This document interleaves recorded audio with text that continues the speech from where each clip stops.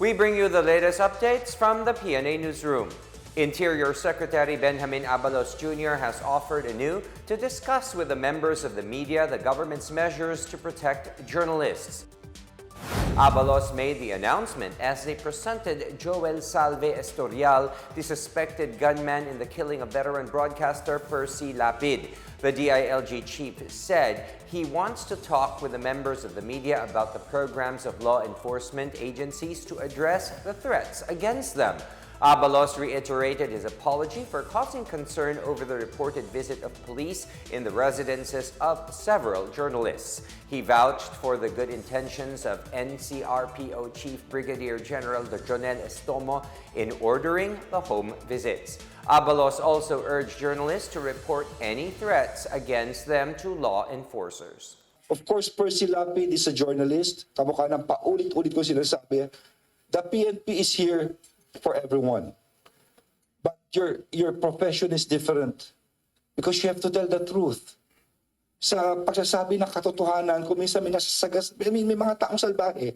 Kaya nga, importante talaga sa lahat, if there's anything, any threats or what, you tell us. Ha? Andito ang PNP and I'm inviting you on Saturday, dito rin sa PNP, ilalahad namin ang programa namin for cyber. For what time will that be?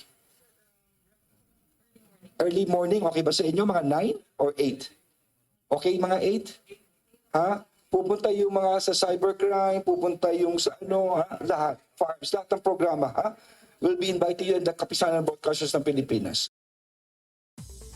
The number of families affected by Typhoon Neneng has reached nearly 30,000 or over 100,000 persons in 3 regions in Luzon.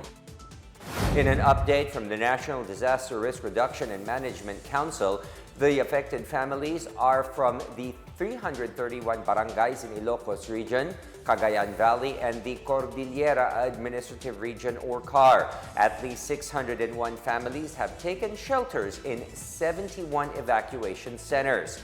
The NDRRMC is validating reports of 2 persons injured in Cagayan Valley. At least 38 houses were reported damaged by Neneng.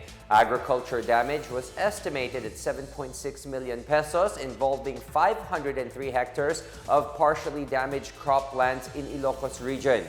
Infrastructure damage has reached 81.5 million. Meanwhile, 1 person died while some 830 families in Cagayan de Oro City and Tagoloan Town, Misamis Oriental, were displaced from their homes by flash floods on Sunday. The lone fatality was identified as Artemio Gonzalez, 61 years of age.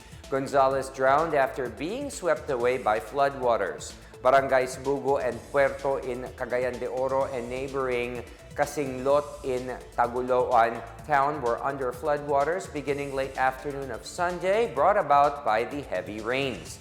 The city's Social Welfare and Development Office said more than 762 families are staying in evacuation centers.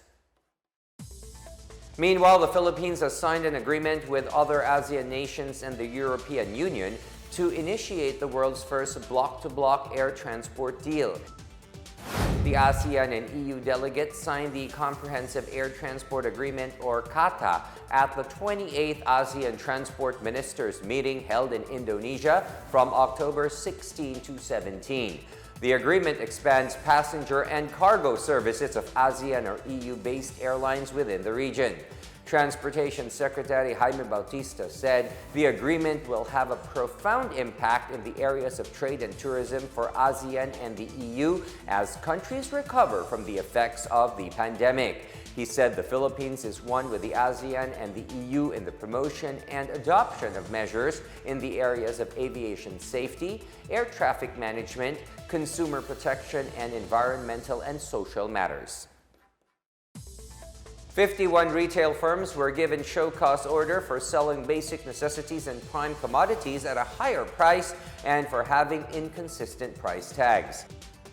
This comes after the Department of Trade and Industry, or DTI, conducted surprise inspections at the 76 retail firms in Malabon, Pasig, Parañaque, and Quezon City. The DTI said these 51 retail firms are found to be selling their products at 10% higher than the previous month, and some of their products do not have price tags or have inconsistent prices. These firms were given 48 hours to submit their written explanation. Likewise, the DTI said that out of the 76 retail outlets, 70 are compliant with the SRP, while 6 were issued letter of inquiry for selling items higher than its SRP.